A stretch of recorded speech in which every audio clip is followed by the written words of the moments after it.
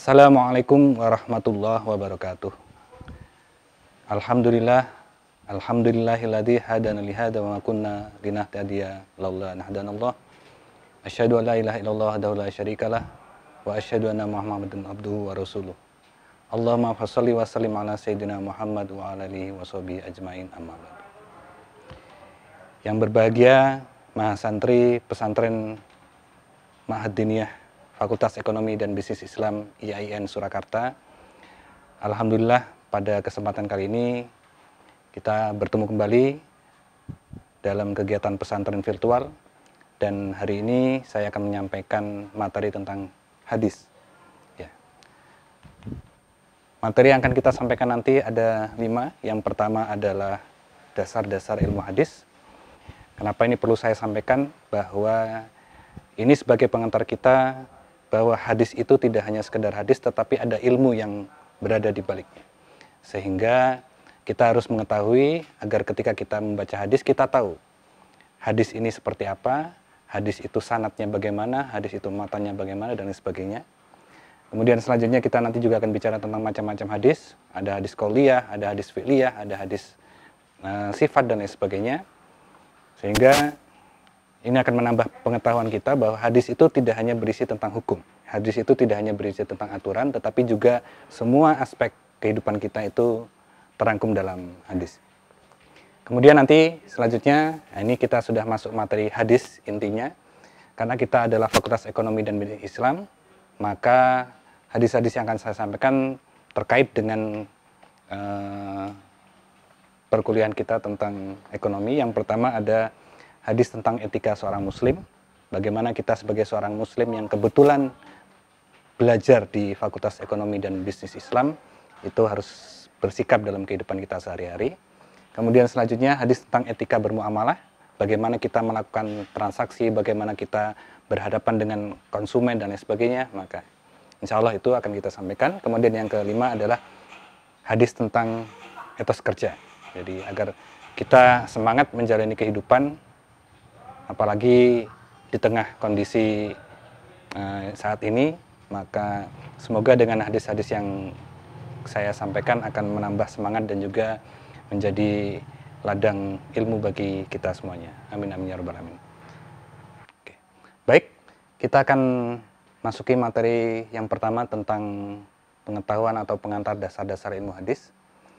Jadi kalau kita lihat dulu dari segi bahasa, ilmu hadis itu terdiri dari 2 kata, yaitu ilmu dan hadis.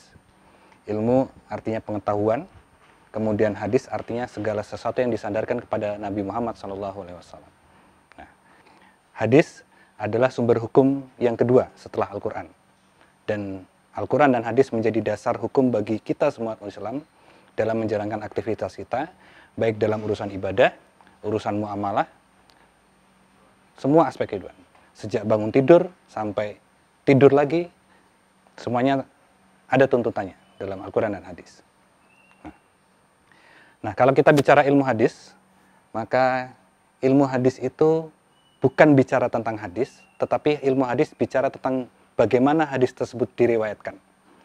Bagaimana hadis tersebut diriwayatkan dari Rasulullah SAW, kemudian hadis tadi sampai kepada kita, baik melalui membaca buku maupun kita mendengarkan langsung dari kiai, ustadz, ataupun ulama yang menyampaikan tentang hadis. Nah, ilmu hadis adalah ilmu yang membicarakan tentang keadaan atau sifat para perawi terhadap apa yang diriwayatkannya. Dalam hal ini adalah hadis. Nah, siapa itu perawi? Perawi adalah orang-orang yang membawa, menerima, dan menyampaikan berita dari Nabi. Jadi setelah Nabi Muhammad SAW menyampaikan sebuah hadis atau menyampaikan suatu perkataan, kemudian didengar oleh para sahabat, nah sahabat itu adalah para perawi. Kemudian sahabat menyampaikan lagi kepada sahabat lain, itu berarti ada proses periwayatan. Kemudian sahabat menyampaikan kepada generasi setelahnya, ada tabi'in. Tabi'in menyampaikan hadis Nabi tadi kepada generasi sesudahnya, dan seterusnya sampai kemudian hadis tersebut sampai kepada kita. Tadi, baik melalui buku, melalui langsung dari kiai atau ulama yang juga mengaji tengah hadis, dan lain sebagainya. Bahkan termasuk ketika kita membaca hadis di dalam internet, itu juga berarti perawinya adalah itu Mbah Google. Nah, ya, jadi permasalahannya apakah Mbah Google itu layak menjadi seorang perawi atau menjadi suatu perawi? Nah, itu baik. Nah, kembali secara dasar bahwa dalam sebuah hadis itu ada yang namanya sanad dan matan. Ya, sanad itu apa? Sanad itu bagaimana sebuah silsilah atau urut-urutan hadis sampai kepada kita, sedangkan matan itu adalah isi hadisnya.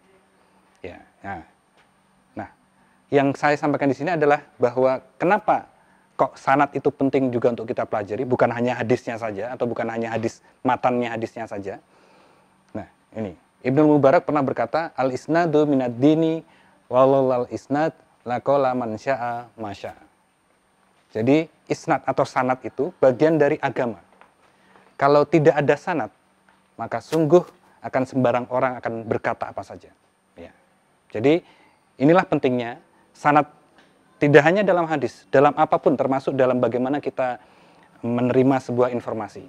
Nah, jadi apakah kita mendengar berita dari seseorang yang baik atau tidak baik, seseorang yang biasa berbohong atau tidak, itu dalam konteks hadis itu penting. Ya. Bahkan ada riwayat bahwa ketika ada seorang sahabat pernah ketahuan membuang sampah sembarangan, itu derajat hadisnya itu turun. Nah, itu pentingnya. Nah, ada banyak materi ilmu hadis, tetapi dalam kesempatan ini saya tidak sampaikan banyak. Kita hanya sampaikan dasar-dasarnya saja supaya kita punya pemahaman bahwa hadis itu bukan hanya sekedar kalimat yang disampaikan oleh Rasulullah, tetapi ada banyak hal. Nah, di dalam Al-Quran, Allah Subhanahu wa Ta'ala telah menyampaikan sebuah ayat dalam Al-Quran surat Al-Hujurat ayat 6 yang menekankan kepada kita pentingnya bicara tentang sanad, bagaimana kita mendapatkan informasi.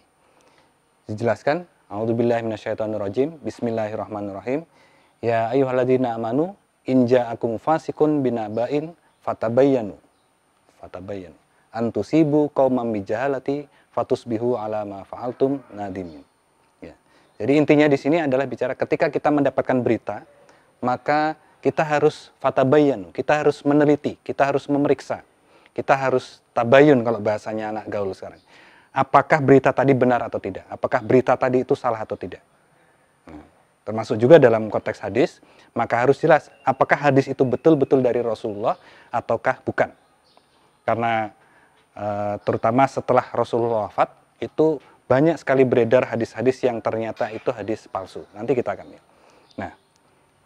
Nah, karena apa? Kita harus meneliti sanad tadi, kita harus meneliti dari siapa berita tadi disampaikan. Ini. Fatusbihu ala ma fa'altum nadimin. Karena kita akan menyebabkan penyesalan ketika kita tidak mengkonfirmasi, kita tidak meneliti, dan ternyata kita mendapatkan berita yang salah. Nah, kita akan menyesal atas perbuatan itu tadi.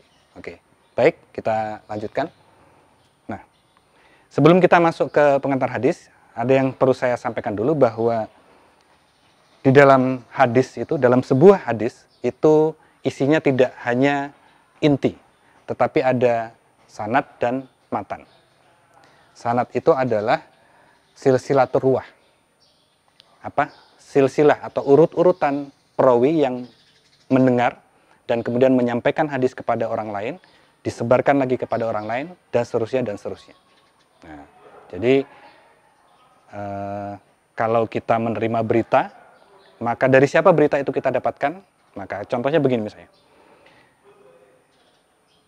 Saya mendapatkan informasi dari Pak Ahmad. Pak Ahmad dapat informasi dari Pak Agus. Pak Agus dapat informasi dari Pak Rudi. Dan Pak Rudi dapat informasi dari Pak Muhammad. Nah, itu adalah urut-urutan sanad, urut-urutan perawi. Nah, itu silsilah sanad. Kemudian yang kedua, matan. Jadi dalam hadis, yang namanya matan itulah inti hadis. Jadi isinya hadis yang disampaikan oleh Rasulullah kepada sahabat itu adalah matan. Jadi kalau kita menemukan sebuah naskah teks hadis, maka kita lihat dulu apakah hadis itu hanya berisi matan saja atau juga berisi sanad dan matan. Oke. Jadi matan adalah ucapan atau kalimat yang ada dalam sebuah sanad hadis. Oke, baik. Nah, ini saya sampaikan sebuah hadis. Ini adalah hadis 1000 umat. Kenapa? Hadis ini bicara tentang niat. Tapi bukan itu yang akan kita bahas. Kita akan membahas kalau teman-teman mahasantri bisa melihat ada perbedaan warna dalam teks yang saya sampaikan di sini. Yang pertama adalah warna ungu, kemudian warna hitam, dan warna merah. Nah, warna ungu ini adalah sanad. Jadi urut-urutan orang yang meriwayatkan hadis. Kalau kita baca, Hadasanal Humaydi Abdullah bin Zubair qala hadasana Sufyan. Nah, ini artinya berarti Humaydi Abdullah bin Zubair ini mendapatkan hadis dari Sufyan. Dan seterusnya sampai kemudian dengan Sami'tu Umar bin Khattab radhiyallahu anhu alal mimbar. Nah, di sini yang mendengar dari Rasulullah itu siapa? Sahabat Umar bin Khattab. Sahabat Umar bin Khattab mendengarkan bahwa Rasulullah menyampaikan hadis ini di atas mimbar. Nah, kemudian sahabat Umar menyampaikan kepada sahabat setelahnya dan seterusnya sampai dengan Humaid bin Abdullah bin Zubair. Nah, dari sini kemudian loncat ke bawah. Biasanya setelah hadis kita mendapatkan tulisan Rawahul Bukhari, Rawahul Muslim. Nah, ini juga masuk bagian dari sanad. Artinya apa? Bahwa Humaydi ini menyampaikan hadis tadi kepada Imam Bukhari. Oke, itu sanad. Nah, urut-urutannya. Nah, kemudian yang hitam ini, nah ini adalah inti hadis. Ini matan hadisnya. Innamal a'malu binniyat. Nah, ini siapa yang menyampaikan ini? Rasulullah Shallallahu alaihi wasallam. Innamal a'malu binniyat. Bahwa sesungguhnya segala perbuatan itu bergantung kepada niatnya.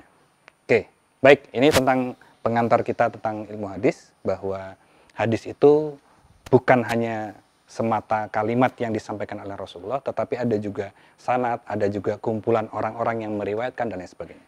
Jadi ini agar kita paham bahwa hadis itu tidak hanya inti, tetapi ada sanad, ada riwayat, ada macam-macam.